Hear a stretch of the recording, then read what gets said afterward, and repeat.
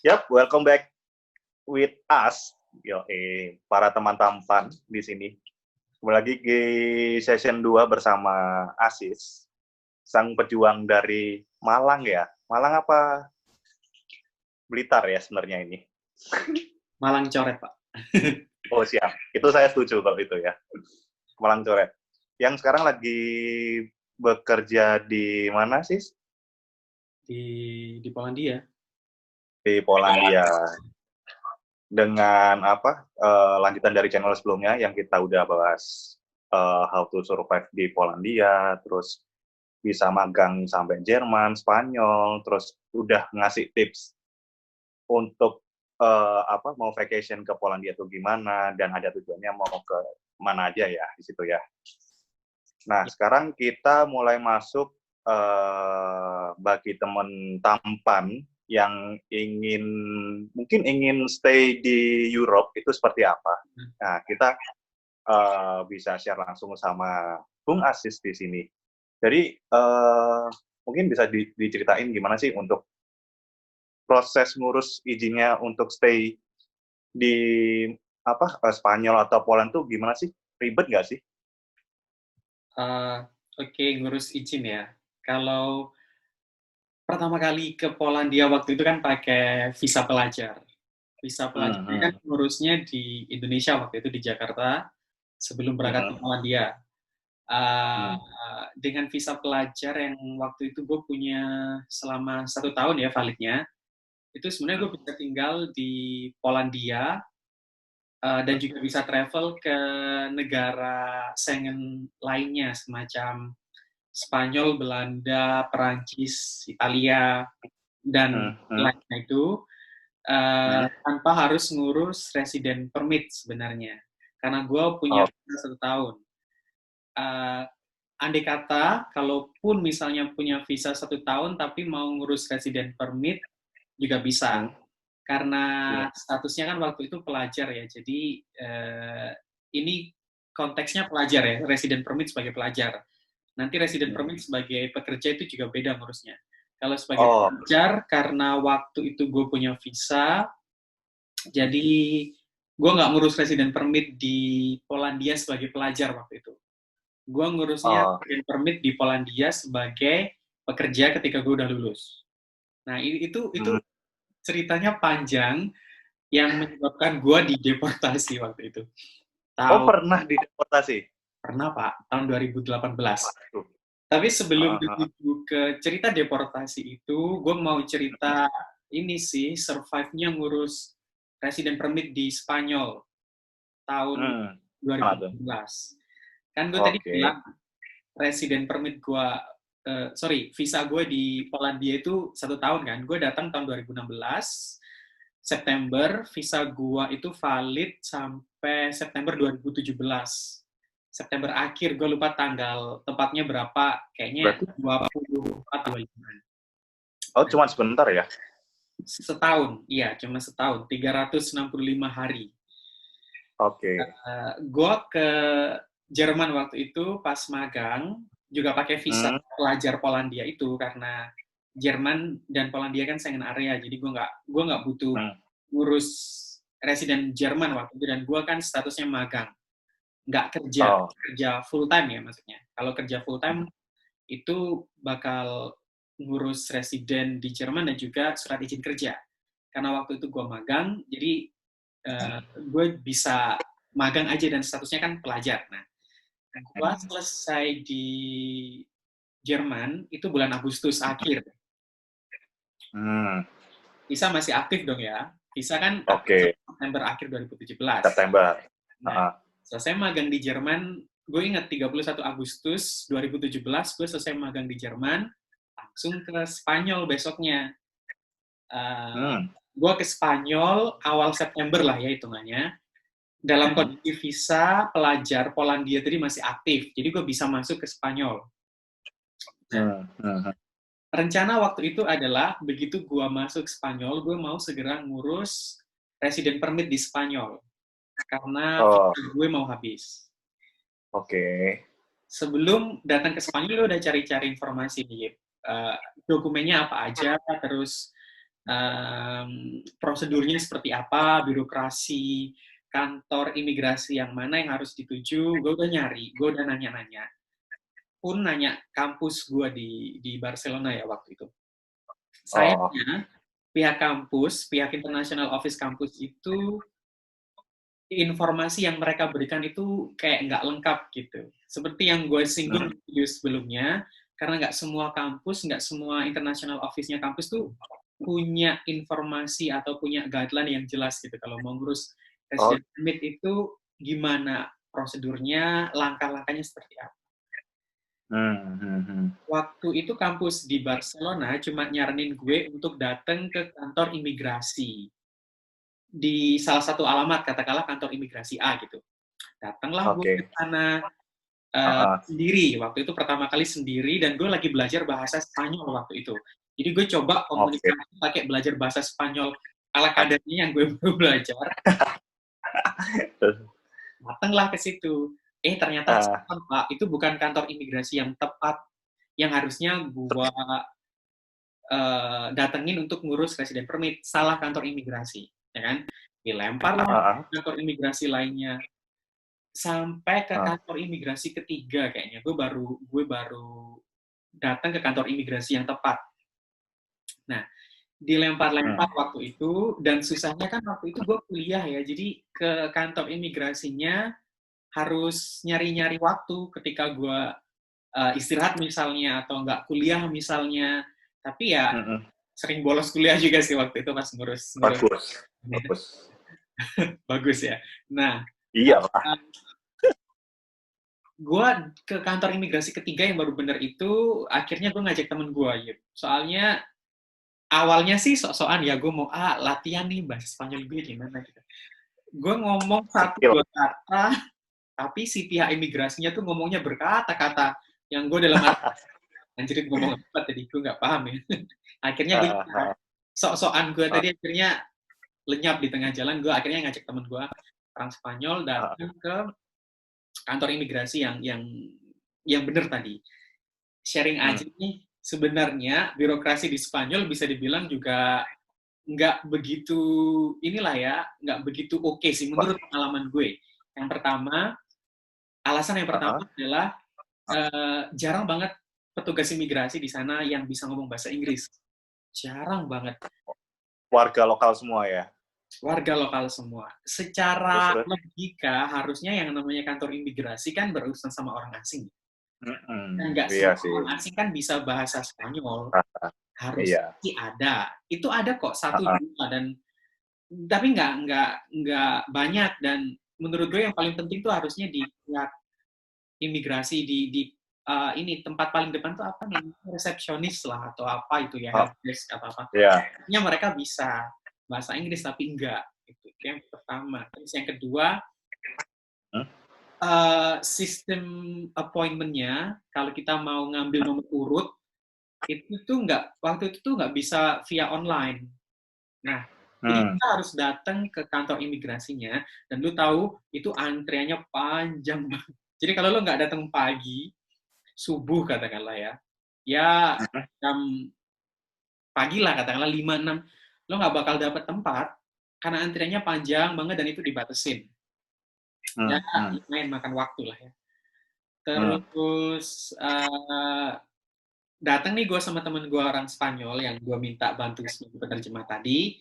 Setelah gue jelasin ke mereka, waktu itu tuh visa gue udah hampir habis. Kayaknya tinggal beberapa hari visa gue habis.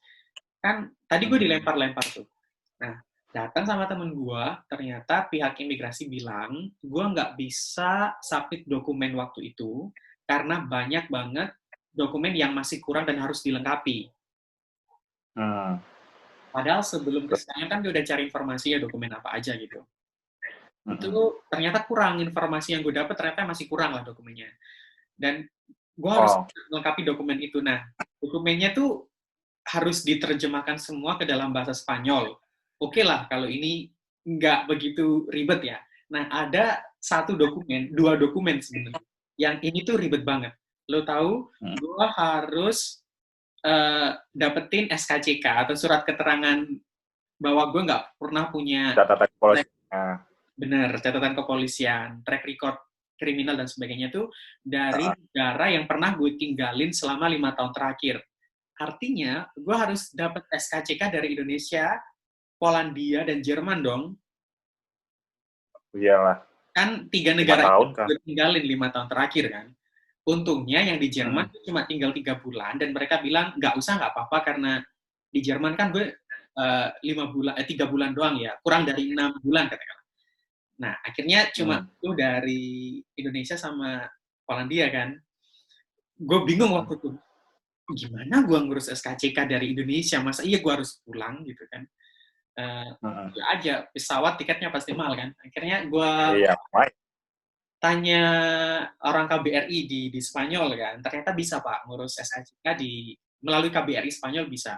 Jadi gue datang ke KBRI di Madrid buat cap 3 jari doang untuk SKCK. Nah, Berasa berkat ngambil ijazah ya, Kak ya? iya Kak, ngambil ijazah banget. Nah, berkas cap 3 jari gua tadi pakai tinta biru, ya kayak di Indonesia pada umumnya gitu, dikirimlah ke KBRI Belanda. Nah, nanti dari KBRI Belanda itu dikirim ke Indonesia. Waktu itu gue lupa, kayaknya dikirim ke Pol ini deh, kantor polisi Republik Indonesia yang ada di Jakarta kayaknya. Gue lupa. Nah, Mm-hmm. di sana nanti harus ada yang ngurus, harus ada yang ngambil dokumen itu ketika SKCK Mm-hmm. itu sudah jadi maksudnya, dan diterjemahkan ke bahasa Spanyol. Uh, Oh, Sebelum diterjemahkan ke bahasa Spanyol, dokumen itu harus dapat cap legalitas dari Kedutaan Besar Spanyol di Jakarta. Lo bayangin itu ribet kan? hai, hai. Nah, yang ngurusin itu semua itu Rehan. Oke, wah, Jadi Pak Rehan, oke, oke. Pak Riki itu berjasa tuh. Ya, gue bilang, Pak, tolongin gitu. Rehan Ah, akhirnya yang ngurusin, mulai ngambil di ke Polri, gue nggak tahu, Kapolri deh, apa kayak kantor kepolisian itu loh, yang di Jakarta itu. mm-hmm. Ngambil di situ, terus Rehan bawa ke mana, ke Kedutaan Besar Spanyol, dicap, Bro, dilegalisir, katakanlah, ah, dikirim bentar, balik. bentar, bentar. Hmm? Itu suratnya dikirim ke by post dulu, terus diterima sama Rehan, atau Rehan ngambil di KBRI, atau gimana sih? Rehan ngambil pertama, Rehan ngambil di Kapolri, kantor polisi yang ada di Jakarta. Kapol. Gue nggak tahu Ah, lupa ah. apa. Nah, yang ngirim tuh Oh, kedutaan ini Pak, KBRI Belanda yang ngirim file file oh, dari gue dikirim ke kantor polisi yang ada di Indonesia di Jakarta, kantor pusat. ah, ah. Rehan yang ngambil Oh, oke. filenya ketika udah jadi surat SKCK lembaran itu, Oke.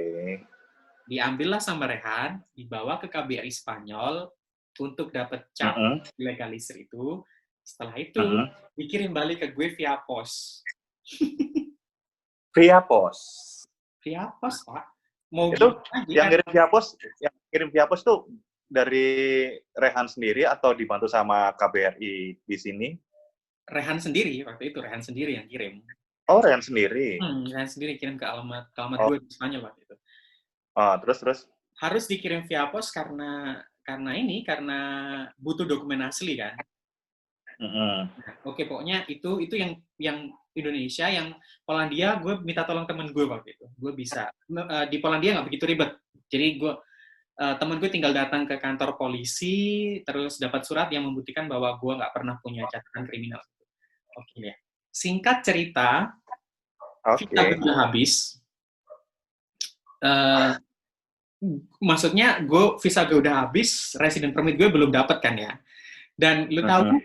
gue baru ngumpul Kenapa? semua dokumen itu lengkap dengan terjemahan bahasa Spanyol itu bulan Februari. Lah, September terakhir. September, Oktober, November, Desember. Wow, 5 bulan ya. 5 bulan Pak nunggunya. Ya gimana nggak lama orang, ya tau lah birokrasinya yang kayak tadi yang harus ke Ini Belanda, dulu, sana dari dulu Belanda, lah. gitu kan. Ah, Sama. ah, Oke. ah. Gue dapat semua dokumen itu, submit lah gue bulan Maret. Hmm. Sebenarnya gue udah bikin appointment itu akhir Februari, tapi jadwal yang waktu itu gue dapet jadwal untuk submit dokumen via online, yang tadinya nggak bisa via online, sekarang udah bisa via online kan waktu itu. Gue dapat sekitar pertengahan Maret. Oke, semua dokumen Oke. lengkap, semua dokumen lengkap. Ah, Gue masukin.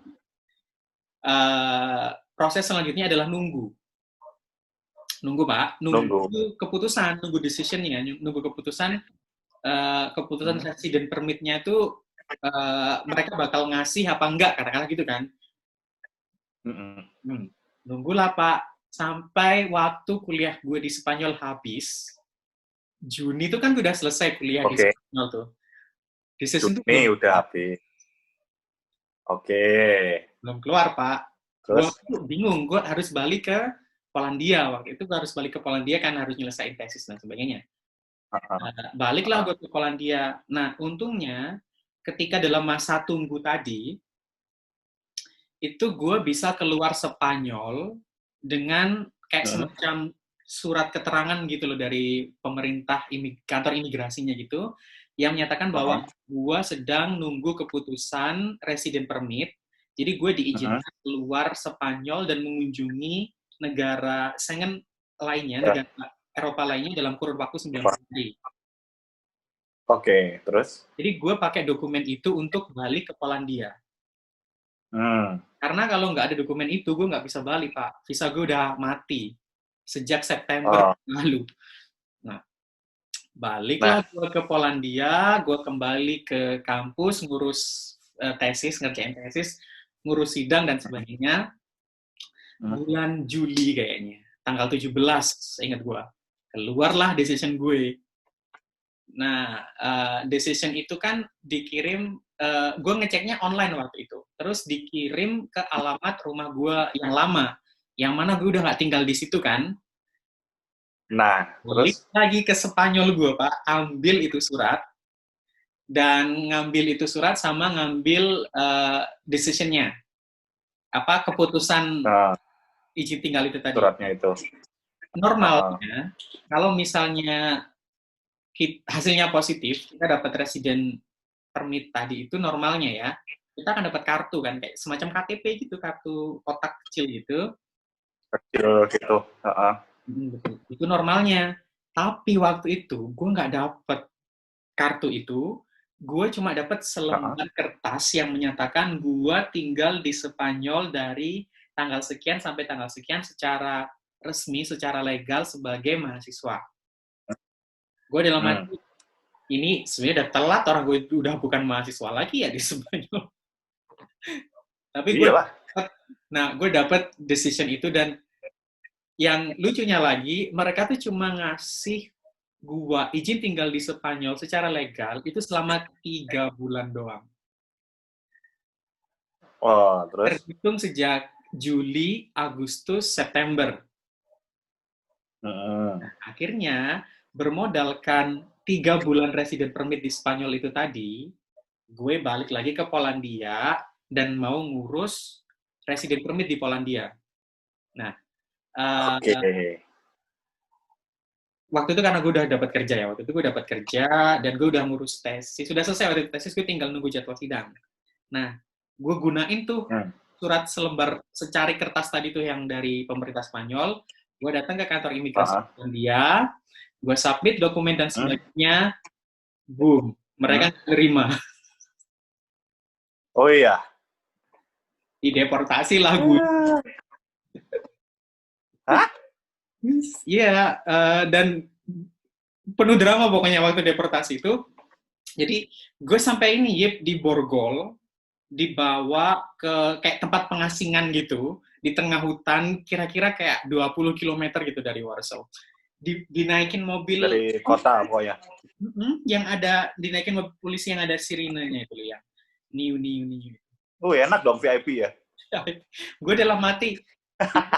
gue takut mau ketawa tapi waktu itu gue nggak pertama di Borgol gitu ya. Serius Pak, pertama kali di Borgol, dan itu tuh di Eropa lagi. Waduh, nggak ekspektasi kan. Sebenarnya dalam hati ya ada takutnya, ada lucu mau ketawa juga, tapi gue nggak merasa bersalah karena waktu itu menurut gue benar, gue dapat surat keterangan dari pemerintah Spanyol yang menyatakan gue legal dan gue bisa tinggal di negara EU lainnya selama 3 bulan itu. tertera Pak, di situ tertera. Bermodalkan iman, makanya gue pede-pede aja. Ternyata di cross check sama pemerintah Polandia dan itu ternyata nggak benar. Jadi orang yang nggak benar? nggak, katanya nggak benar, dari cross check ke pemerintah Spanyol itu nggak benar di telepon kan. Terus jadi orang yang waktu itu ngasih informasi ke gue ternyata salah. Jadi gue dibohongin. Bukan dibohongin ya, nggak ngerti ya, istilahnya mereka, dia nggak tahu atau gimana, pokoknya informasinya salah. Nah, dideportasi lah gue. Gue cuma dikasih waktu 3 hari doang untuk meninggalkan Eropa. Nggak hanya meninggalkan Polandia, coy, harus meninggalkan Eropa. Cuma dikasih waktu 3 hari, harus meninggalkan Eropa, dan untungnya gue nggak di-ban. Maksudnya nggak di-ban tuh gue nggak ada sampel dan nggak dilarang masuk ke Eropa lagi. Gue nggak ada itu, gue nggak ada di stempel, jadi gue cuma disuruh pulang aja. Lumayan beruntung sih waktu itu karena gue dibantuin pihak kampus dan dibantuin kantor gue juga, ada lawyer waktu itu, lawyernya kantor kan, bantuin gitu. Kalau nggak ada mereka, ya gue nggak tahu. Tapi memang waktu itu kan gue di Polandia nggak ilegal, coy. Gue mahasiswa, waktu itu masih mahasiswa, dan gue kerja, dan gue bayar pajak. Jadi ya, kontribusi lah gitu. Mereka bantu. 3 hari tuh gue bingung, serius bingung banget waktu itu. Duh, tiket mahal banget, coy. 3 hari sebelum pulang gue harus beli tiket dan sebagainya. Pulanglah gue ke Indonesia, ngurus visa, balik lagi ke Polandia, dan aman lah ya waktu itu. Cuman ya gue ketinggalan nggak wisuda waktu itu, jadwal sidang gue yang harusnya pertengahan September, itu dimundurin karena gue harus pulang waktu itu. Pertengahan September tuh gue pulang ke Indonesia yang dideportasi itu. Terus gue nggak ikut wisuda di kampus juga karena gue masih di Indonesia. Wisuda Oktober waktu itu gue masih di Indonesia. Terus lulus gue telat, gue sidang tesis itu akhir November. Itu bener-bener udah telat, teman-teman gue mah udah nggak tahu udah entah kemana teman-teman kuliah. Gue masih sidang tesis ya gara-gara deportasi itu tadi. Gue balik ke Polandia, aman sampai sekarang. Sekarang gue punya resident permit selama 2,5 tahun.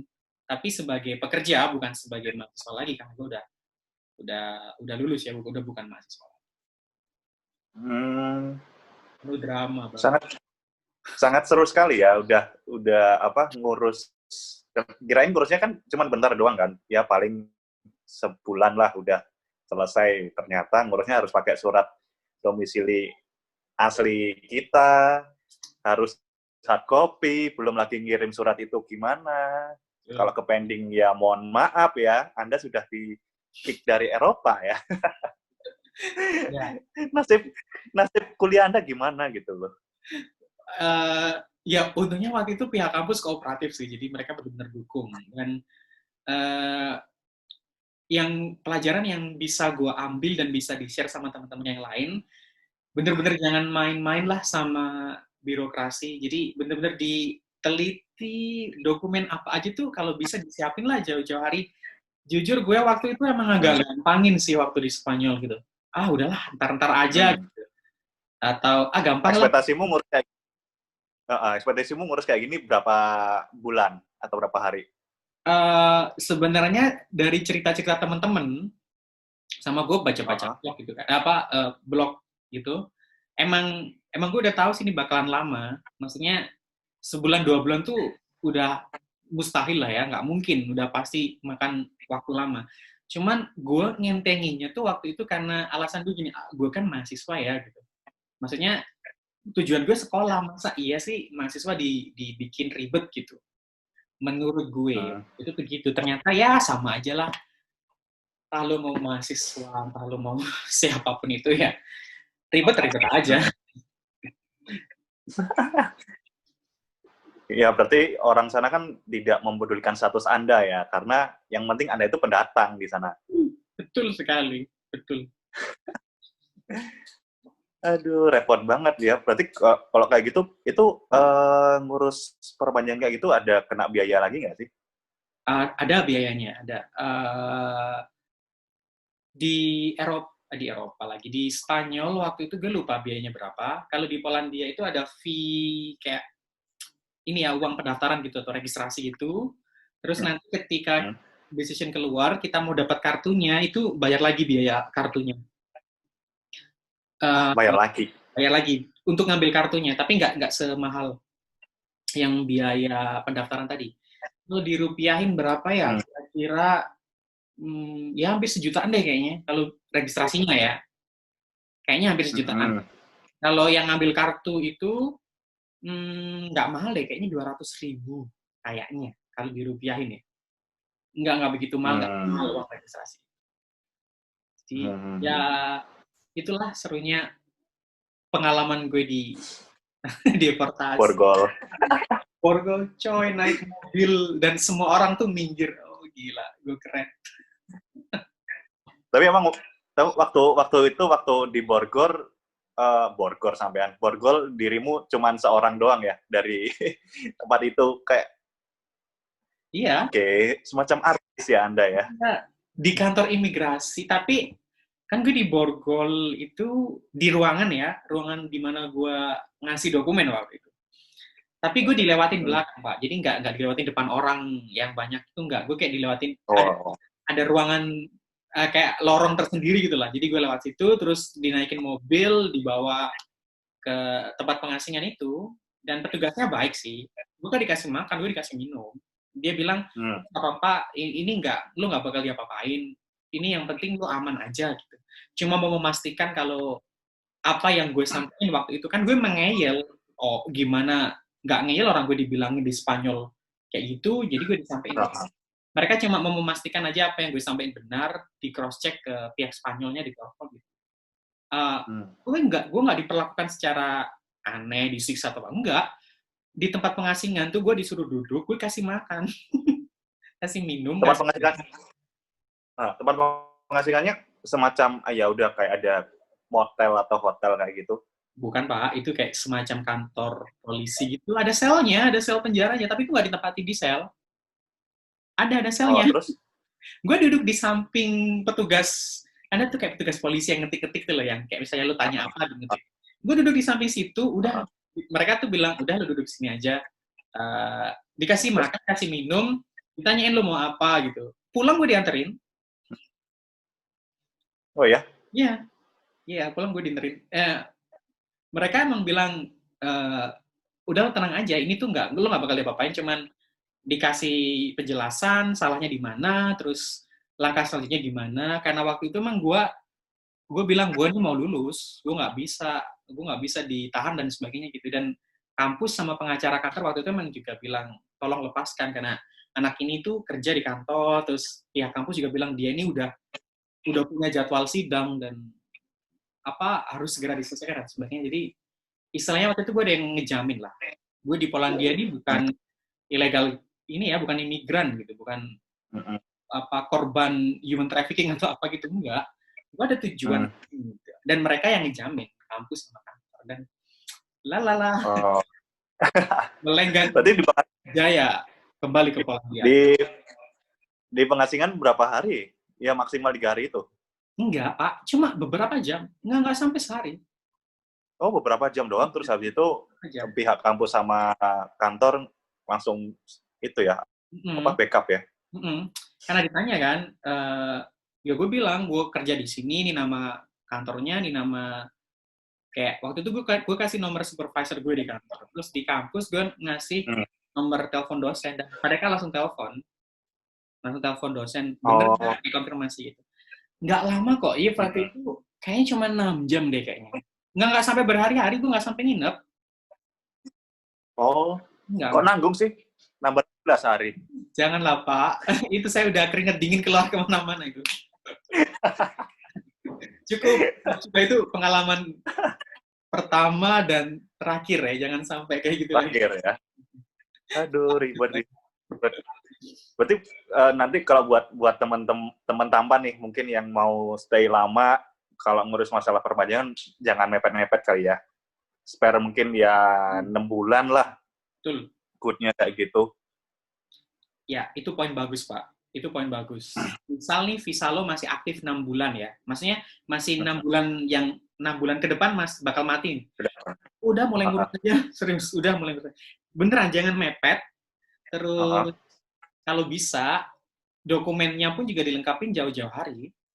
Jadi jangan sampai kayak gue yang gue udah nyampe di tempatnya ternyata dokumennya kurang, dan kurangnya tuh nggak nanggung-nanggung coy ya. Dokumen yang harus diurus di Indonesia, dan itu kan makan waktu banget untuk dapetinnya. Oh gitu. Dokumennya apa aja sih kalau boleh tahu? Eh, Polandia sama Spanyol beda ya waktu itu dokumennya. Kalau di Ah, Spanyol sebenarnya standar sih Pak ya. Kita ah, ngomong ah. secara yang general dulu lah. Kayak kalau misalnya mahasiswa, surat keterangan dari kampus yang menyatakan kalau kita tuh terdaftar aktif gitu di kampus itu.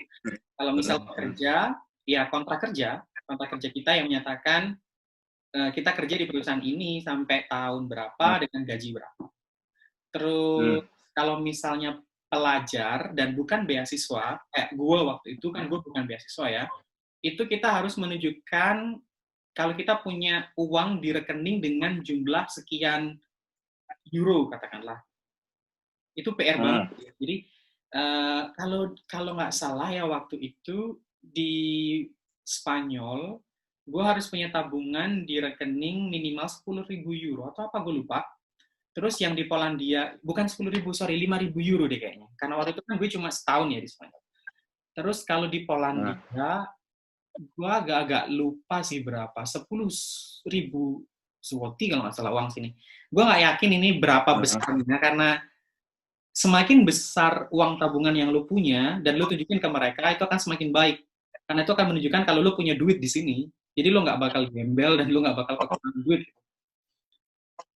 Ini ya, ya, ya. sebagai mahasiswa yang bukan beasiswa. Kalau mahasiswa yang dapat beasiswa, Hmm. kayaknya mereka cuma perlu nyerahin surat dari si pemberi beasiswa deh kayak gitu. Oh, oke. Terus apa Terus lagi? itu ini dokumen visa ataupun resident permit yang masih aktif Hmm, itu harus hmm, hmm. ditunjukin. Jadi kalau misalnya lo apply resident permit yang baru tapi visa lo udah mati, atau resident permit Hmm. lo yang baru mati, oh udah otomatis lo deportasi kayak gue.